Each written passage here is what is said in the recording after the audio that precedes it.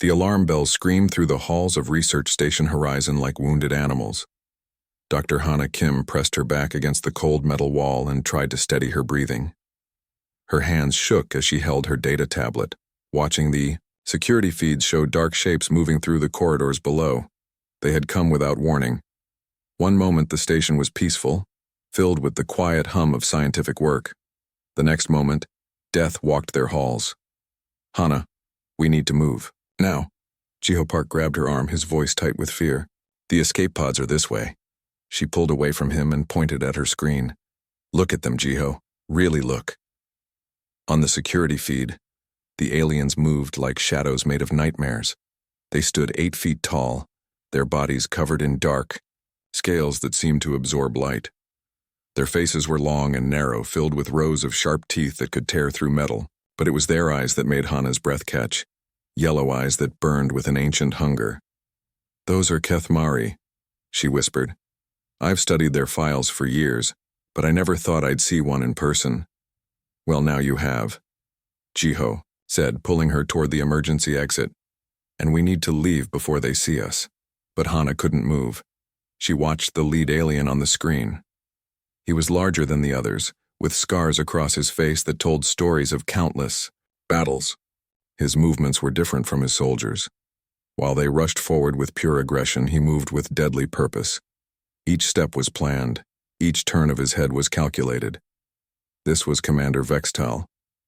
She had read about him in the intelligence reports. The most feared warrior in the Galactic Dominion. A monster who had destroyed entire colonies without showing mercy. "He's hunting," Hana said quietly. "What?" "The commander. He's not just killing. He's hunting. Look at how he moves. He's tracking something specific." Jiho stared at her like she had lost her mind. "Hana, this is not the time for your scientific observations. We need to run." The sound of screaming echoed from the lower levels. Then silence. The kind of silence that meant people had stopped running. "It's too late," Hana said, her voice strangely calm. "They've sealed the station. No one gets out until they're done." She sat down on the floor and opened her tablet. Her fingers moved across the screen, accessing files and research notes. "What are you doing?" Jiho demanded. "Research," she said simply. "If we're going to die, I want to understand why." The Kethmari had been the nightmare of the galaxy for 300 years. They appeared from the dark spaces between stars, attacked, without warning, and left nothing alive behind them. Their military doctrine was simple: strength through conquest, survival through violence. But Hana had always wondered about the gaps in their history. Before 300 years ago, there were no records of the Kethmari at all. It was as if they had simply appeared in the galaxy, fully formed as perfect killing machines. "Every species has children," she murmured, scrolling through biological data. "Every species has some record of peaceful development, but not them. Their earliest records show them already at war." "Hana, they're coming up to this level," Jiho whispered, checking the security feed over her shoulder. She could hear them now. Heavy footsteps in the corridor, the sound of doors being torn open. Getting closer. "Did you know," Hana said conversationally, "that Kethmari children are taken from their parents at age 3? They're raised in military camps. They never see their families again." "Why are you telling me this?" "Because it's strange.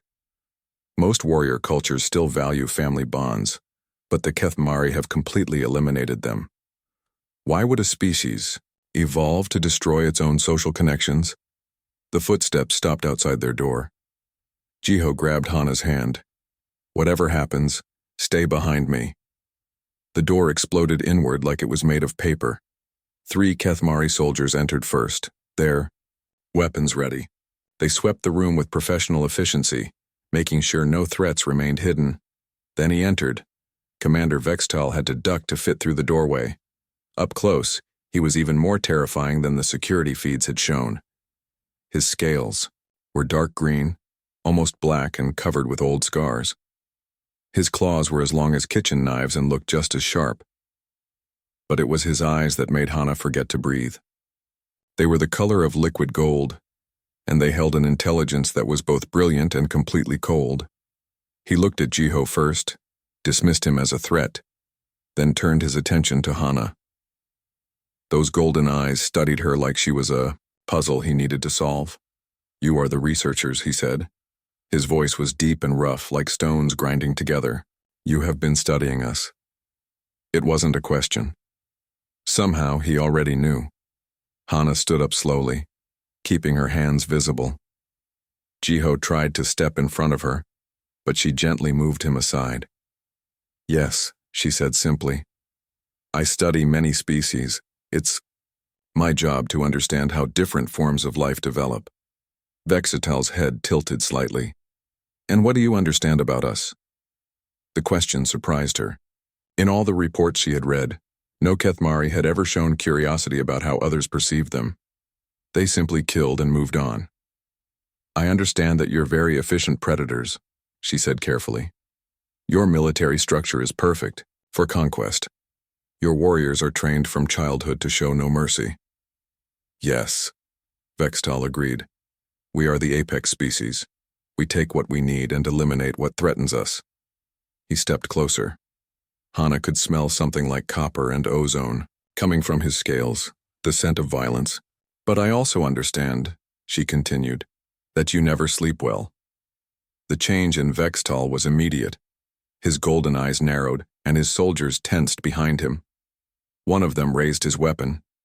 "Explain," Vextal commanded. Hana's heart was beating so fast she was sure he could hear it, but she kept her voice steady. "Your military reports show that Kethmari soldiers require 60% less sleep than most species. But your medical files show high rates of stress hormones and neural fatigue. You don't sleep less because you need less sleep. You sleep less because something keeps you awake." The silence in the room was complete. Even Jiho had stopped breathing.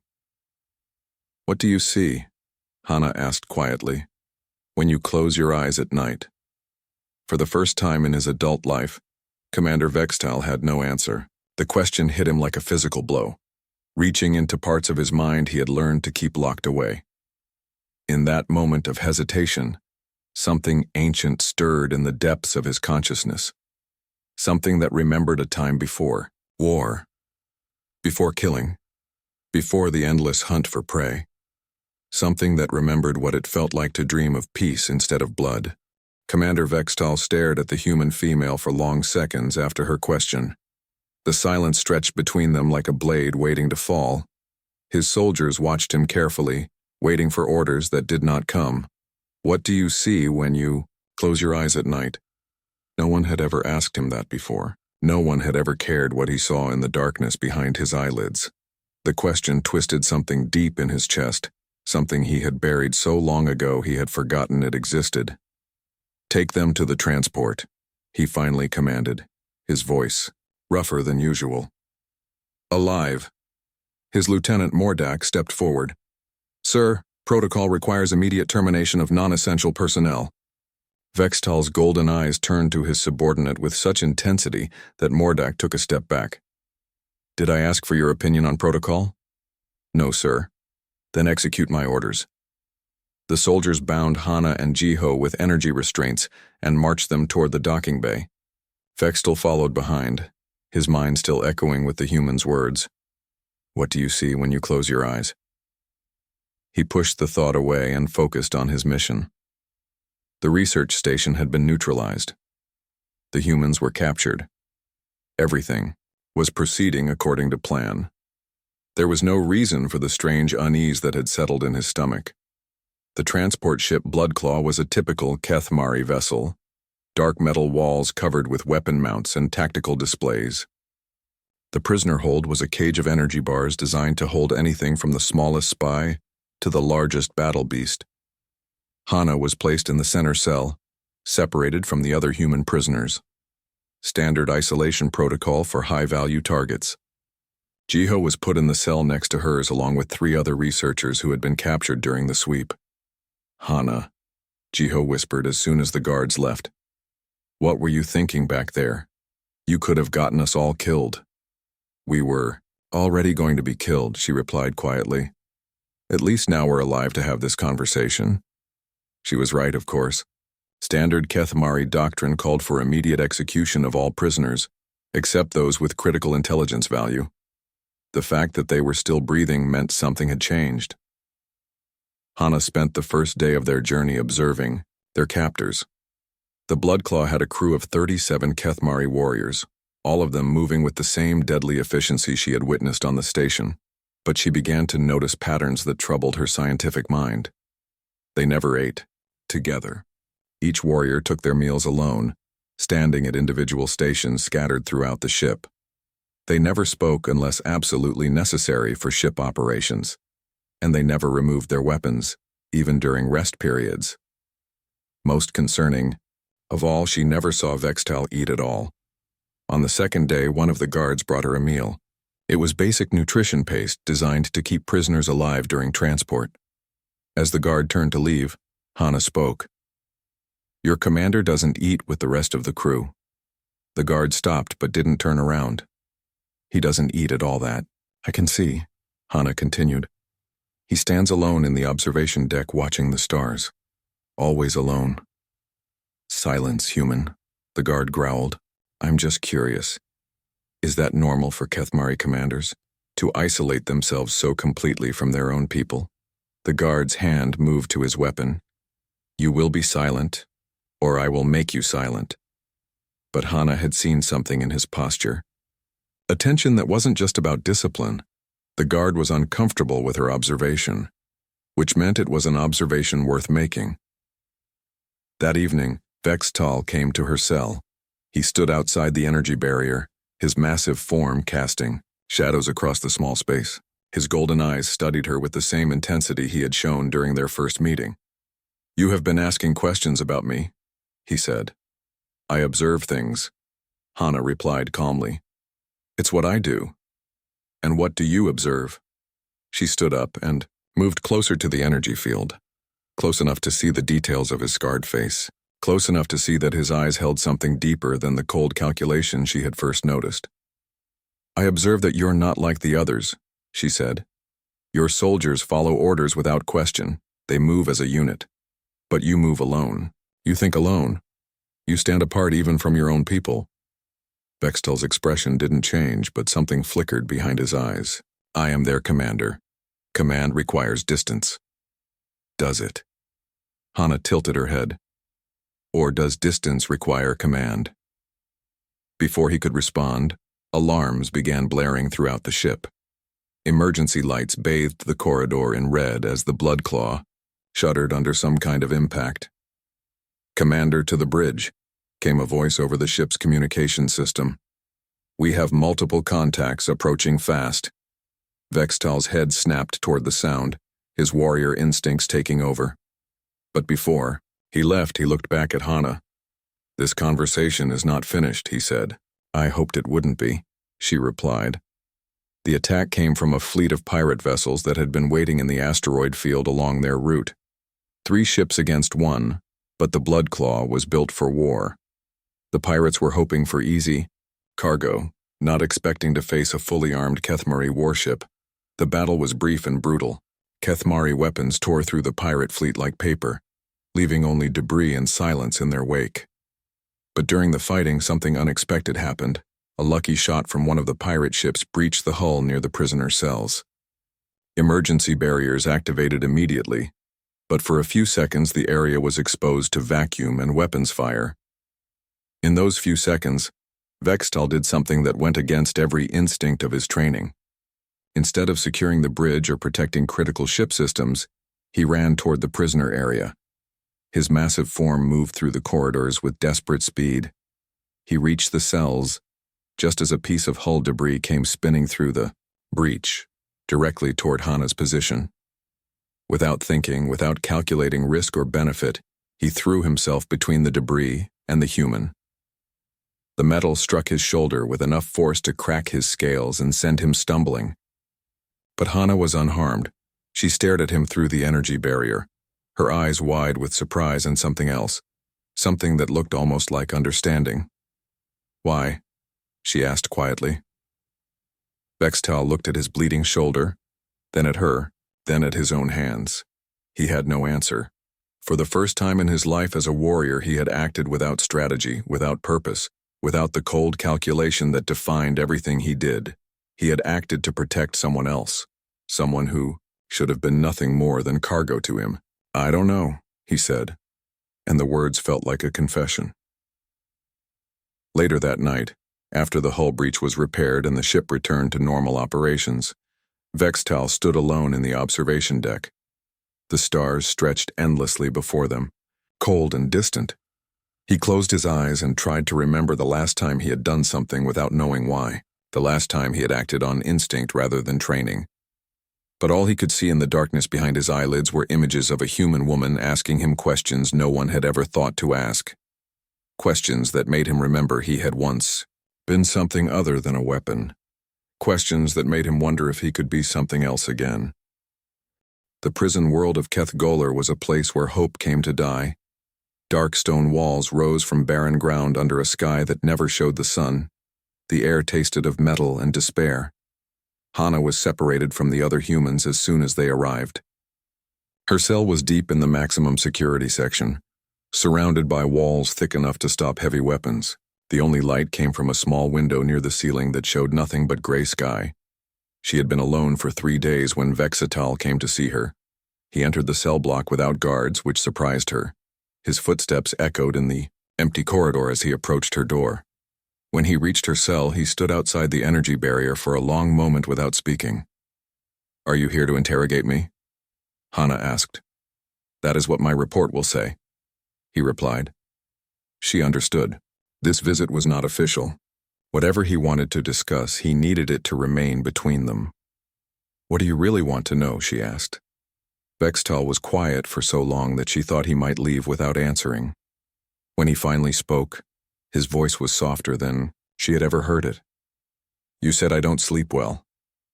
How did you know that?" Hana moved closer to the barrier.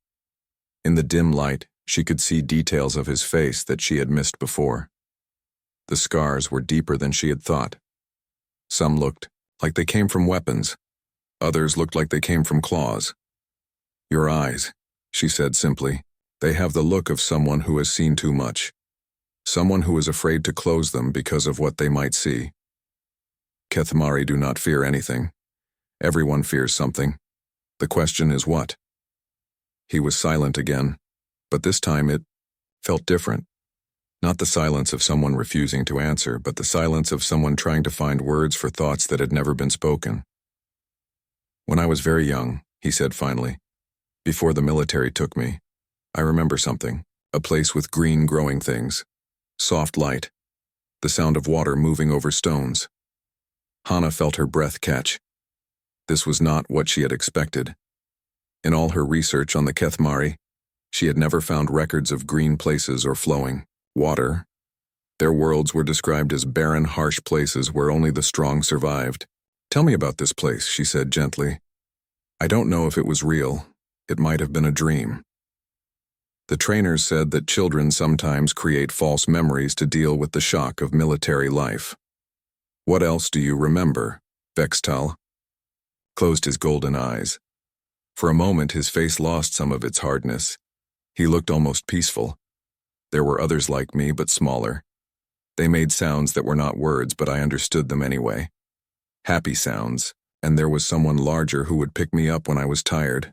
Their hands were gentle." "Your family," Hana whispered. His eyes snapped open. "Kethmari do not have families. We have units, squads, command structures. But you remember gentle hands." The words hung in the air between them like a bridge neither of them was sure they should cross. The trainer said those memories were weakness. They said gentle touch makes warriors soft, unfit for survival. "What do you think?" "I think the trainers were very good at their job. I became exactly what they wanted me to become."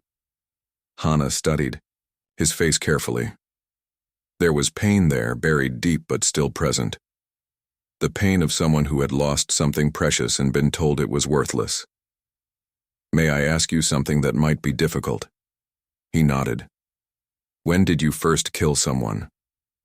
The question hit him like a physical blow. His whole body tensed, and for a moment she thought he might leave. But then he spoke, his voice barely above a whisper. I was 7 standard years old. It was part of my final training evaluation.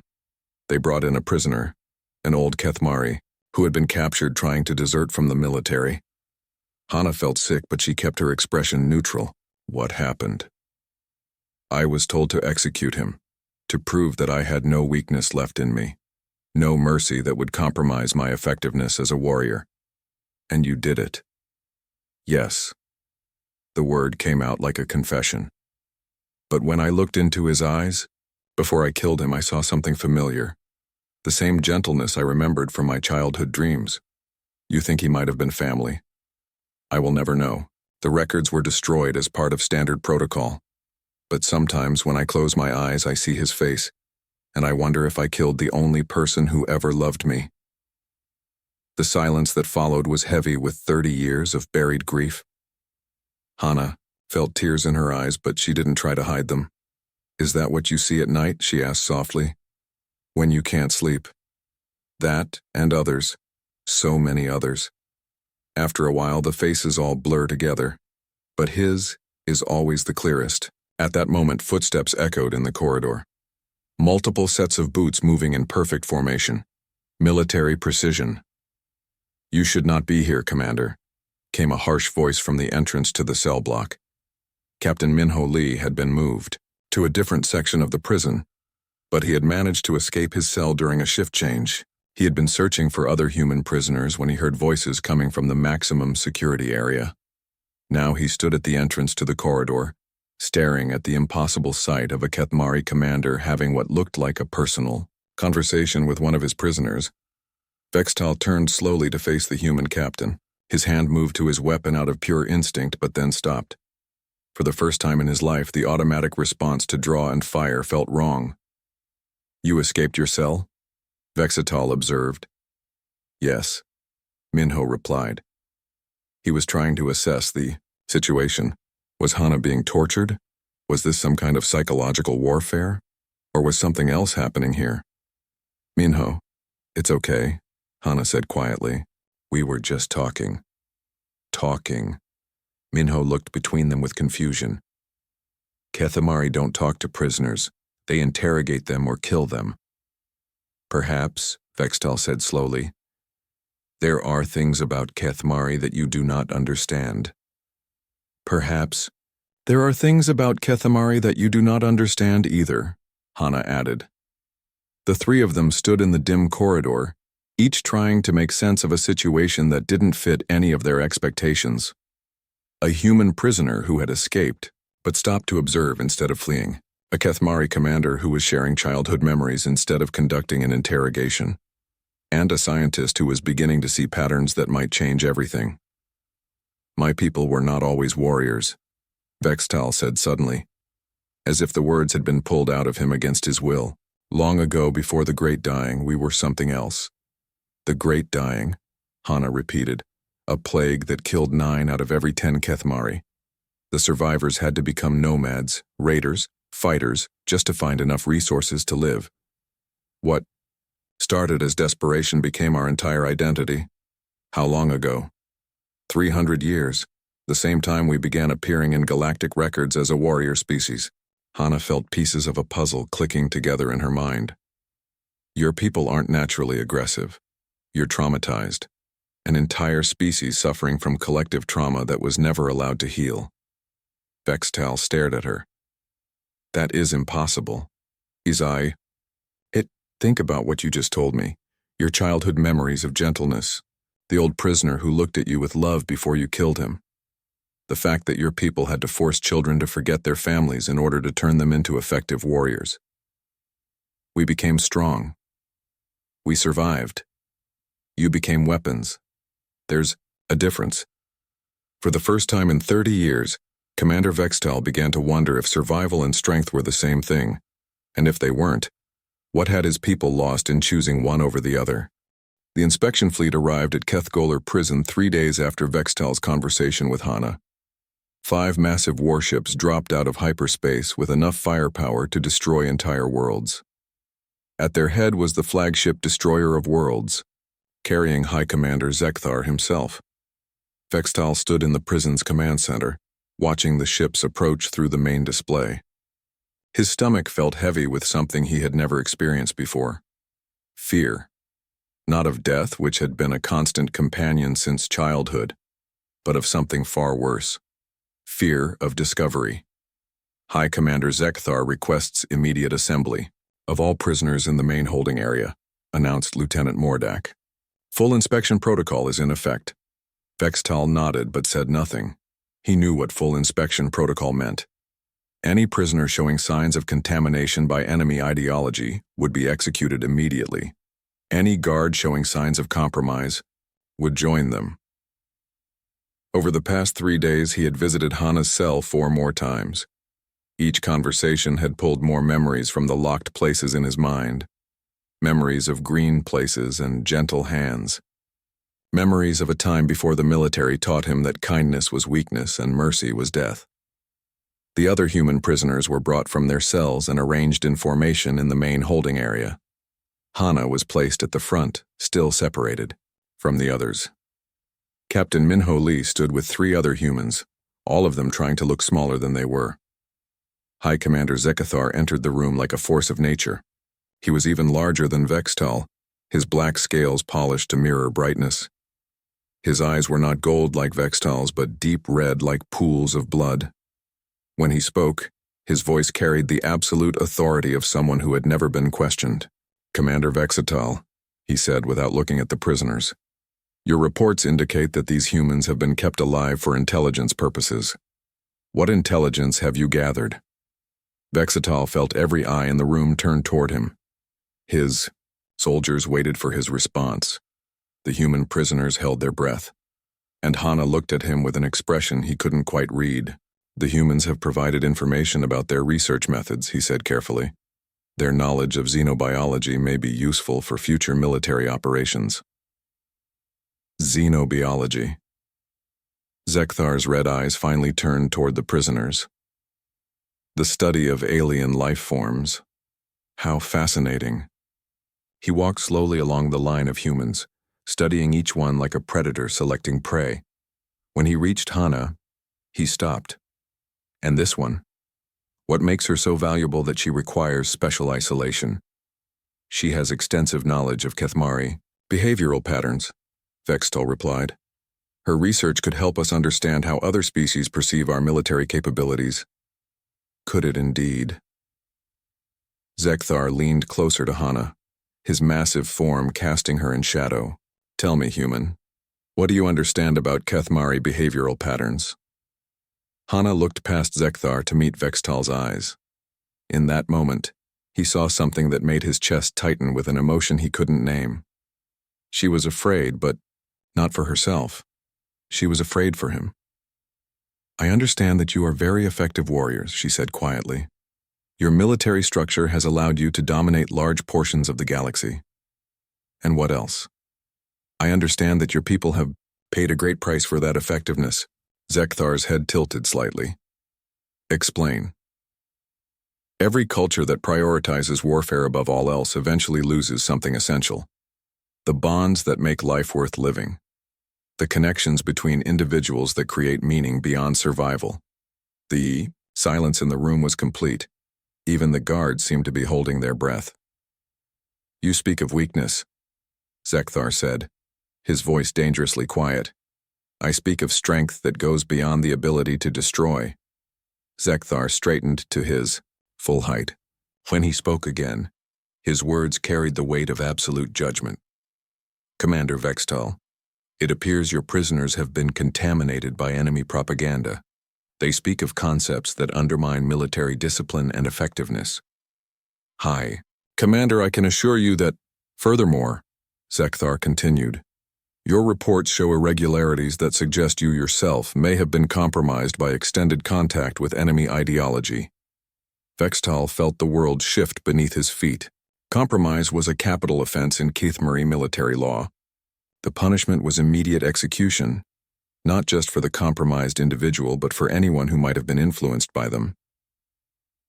"You will observe as I correct this situation personally," Zekthar announced.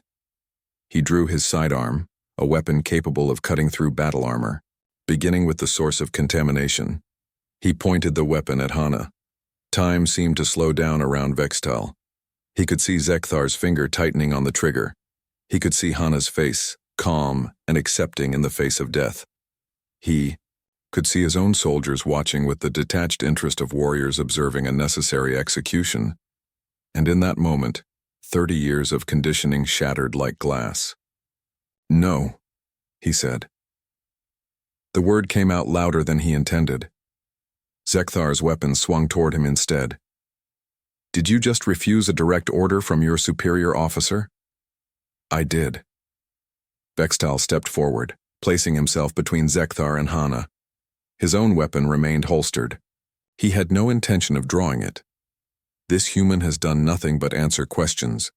She poses no threat to military security. She has filled your mind with thoughts of weakness and mercy. She has made you forget what you are. She has helped me remember what I was. The words hung in the air like a confession. Zekthar's red eyes widened with something approaching shock. What you were is irrelevant. What you are is a weapon of the Kethmari Dominion. Nothing more. "I was a child once," Vextal said quietly. "I had a family. I knew what it felt like to be cared for without having to earn it through violence. Impossible. You were bred in the military creches. You have no family. I have memories. Fragments that the trainers couldn't completely erase. And she helped me understand what they meant." Behind him, Vextal heard Hana take a step forward. He started to turn to tell her to stay back to keep herself safe, but before he could speak he felt something that stopped his breath completely. Her hand, small and warm and impossibly gentle, slipped into his. The touch sent shock waves through his entire body. No one had touched him voluntarily since he was a child. No one had ever reached for him without weapons or violence or pain. The sensation was so alien and so familiar at the same time that it brought tears to his eyes. "What are you doing?" he whispered. "Showing you that you're not alone," Hana replied softly. Zekthar stared at the joined hands like he was seeing something impossible. "Release the human immediately, Commander. That is a direct order." But Vextal couldn't let go. Her hand in his felt like the last connection to something he had thought was lost forever. The memory of gentleness. The possibility that strength could be used to protect instead of destroy. "I said release her." "No." Zekthar raised his weapon, again, but this time his target was clear. "Then you will both die as traitors to the Dominion." In the moment before Zekthar could fire, something unexpected happened. Yona Choi, the human engineer who had been standing quietly with the other prisoners, activated a small device she had hidden in her clothing. The EMP pulse that followed shut down every electronic system in the room. Lights went out. Weapons died. Emergency systems failed. In the chaos that followed, she shouted to her fellow prisoners, "Now. Move now." But instead of running toward the exits, Hana squeezed Vextal's hand tighter. "Come with us," she said. "I can't. This is my world, my people. Your people are trying to kill you for remembering how to be gentle." Around them, the emergency power was beginning to come online. In a few seconds, the weapons would be functional again. Zekthar would complete his execution, and the moment of connection that had changed everything would be lost forever. "Choose," Hana said urgently. "The warrior they made you, or the person you remember being." Vextal looked into her eyes and saw something he had never seen before. Someone who believed he was worth saving. Someone who saw past the weapons and the scars and the 30 years of violence to the child who had once known gentle hands. For the first time in his life, Commander Vextal chose something other than duty. He chose hope. The emergency power flickered back to life throughout the prison complex. Red warning lights cast everything in the color of blood as alarms wailed through the corridors. In the main holding area, High Commander Zekthar raised his weapon toward Vextal and Hana, his red eyes burning with fury. "You have chosen treason over duty," Zekthar snarled. "You will die for this weakness." But before he could fire, Vextal moved, not with the calculated precision of his military training, but with the desperate speed of someone protecting something precious.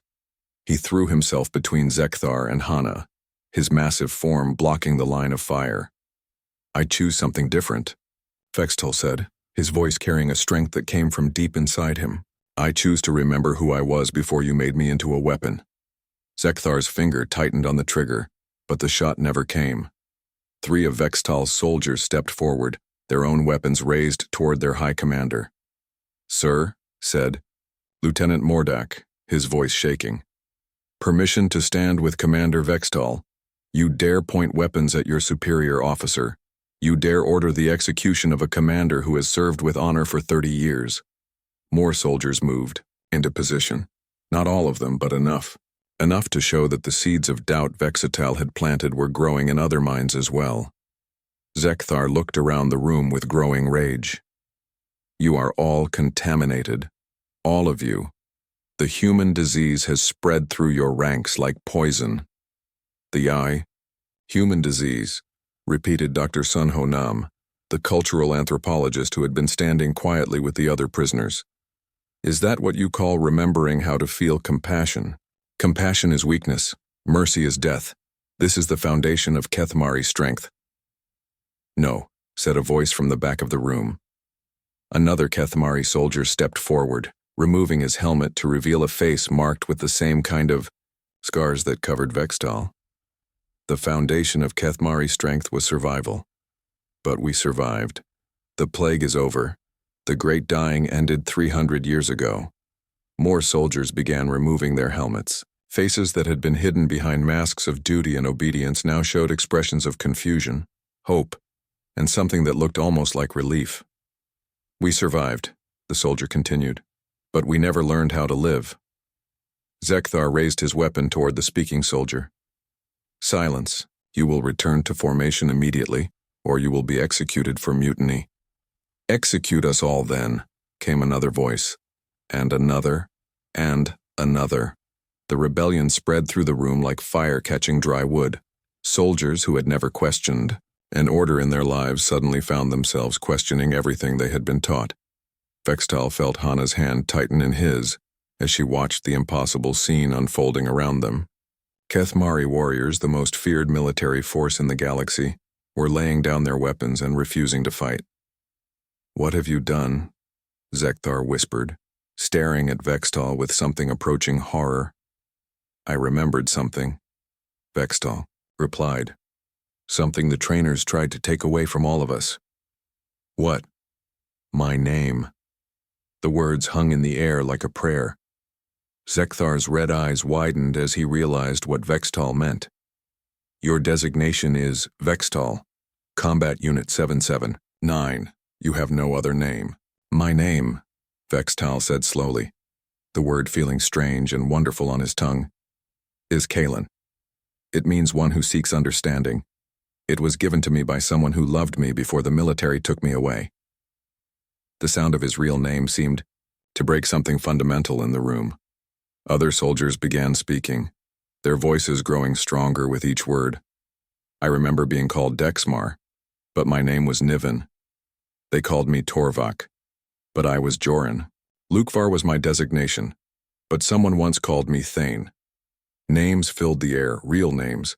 Names given with love instead of assigned by military efficiency. Names that connected these warriors to memories of gentleness they thought they had lost forever. Zekthar backed toward the door, his weapon swinging wildly between targets. "This is madness. You are all mad, infected by human weakness." "Not weakness," said Hana, her voice clear and strong. "Healing." She let go of Vextal's hand and stepped toward Zekthar. The High Commander's weapon focused on her immediately. "Don't move, human. I will kill you where you stand." "I know you will," she said calmly. "But before you do, let me ask you something. What do you see when you close your eyes at night?" The question that had started everything, the question that had cracked open Vextal's carefully constructed walls and let the light in. Zekthar's hand began to shake. "I see victory. I see the enemies of the Dominion crushed beneath our boots." "Do you?" Hana asked gently. "Or do you see the faces of everyone you've killed?"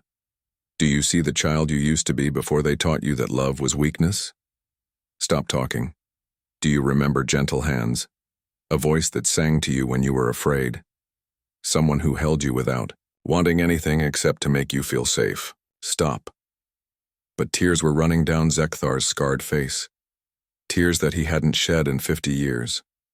Tears for a child who had been buried so deep that he had forgotten it ever existed. What was your name? Hana whispered.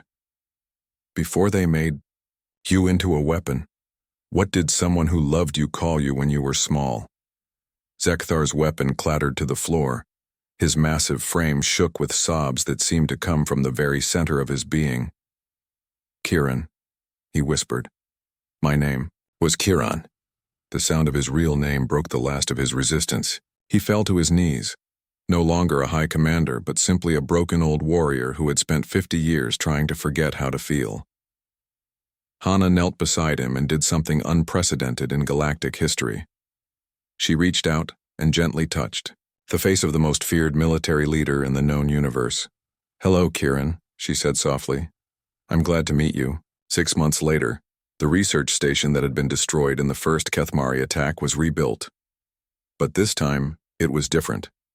Human and Kethmari scientists worked side by side, studying not weapons or warfare, but the complex process of healing trauma that had been passed down through generations. Kalen, who had once been Commander Vextal, stood in the memorial garden that Hana had created. The garden held plants from dozens of worlds, including some green growing things that the Kethmari had thought lost forever. Plants that had survived the Great Plague and were slowly being reintroduced to their homeworlds. His hands, the same hands that had once brought only death, carefully tended to a small sapling that would someday grow into a mighty tree. The work was gentle, requiring patience and care instead of strength and aggression. The first transport of Kethmari children arrives next week, Hana said, joining him among the plants. Volunteers from families who want their children to learn about their people's history before the Great Dying. Will they be able to unlearn what the military taught them? Some will, others might need more time. But every child who learns that strength can be used to protect and nurture instead of destroy is a step toward healing.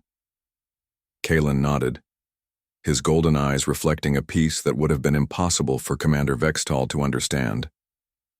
I used to have nightmares, he said quietly. Every night I saw the faces of everyone I had killed. But now, when I close my eyes, I see this garden. I see children learning to be gentle. I see a future where strength and kindness exist together. What changed? Hana asked, though she already knew the answer. Someone held my hand, Kalen replied, and reminded me that I had once been worth saving. The galaxy would never be the same. The Kethmari Dominion had fractured as more warriors remembered their names and chose healing over warfare. Not all of them made the choice, but enough did to change the balance of power forever. And in a small garden on a rebuilt research station, two species that had once been enemies worked together to grow something beautiful from the ashes of old pain. 2. Started with a simple question about dreams. It grew into something that looked very much like hope.